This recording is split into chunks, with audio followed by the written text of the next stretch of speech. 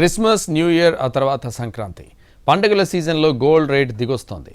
మొన్నటి వరకు పెరగడమే తప్ప తగ్గడం తెలియదన్నట్టుగా పెరిగిన పసిడి ఇప్పుడు క్రమంగా కిందకు పడుతోంది. మరోవైపు వెండి ధర పెరుగుతూనే ఉంది.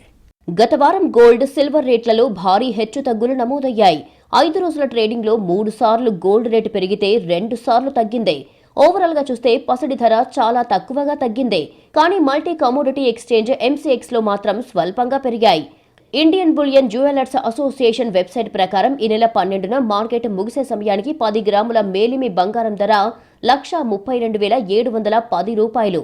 వారం తిరిగేసరికి ఈ నెల 19న శుక్రవారం సాయంత్రం మార్కెట్ క్లోజ్ అయ్యే సమయానికి పసిడి ధర 1,31,779 రూపాయలకు తగ్గింది. అంటే వారం వ్యవధిలో గోల్డ్ తులం ధర 931 రూపాయలు తగ్గింది.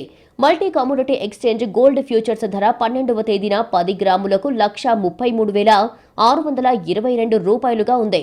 వారం తిరిగేసరికి శుక్రవారం సాయంత్రం 1,34,206 వద్ద ముగిసింది. అంటే ఫ్యూచర్స్ ట్రేడింగ్ లో 584 రూపాయలు పెరిగింది. ఇదే సమయంలో వెండి ధర మాత్రం దూసుకెళ్లింది. MCX లో గత వారం సిల్వర్ ఆల్ టైమ్ హై రేట్తో రికార్డు క్రియేట్ చేసింది. డిసెంబర్ 12న కిలో వెండి ఫ్యూచర్స్ ధర 1,92,851గా ఉండగా వారం రోజుల్లో ఏకంగా 15,149 పెరిగింది. 2,08,000కు చేరింది.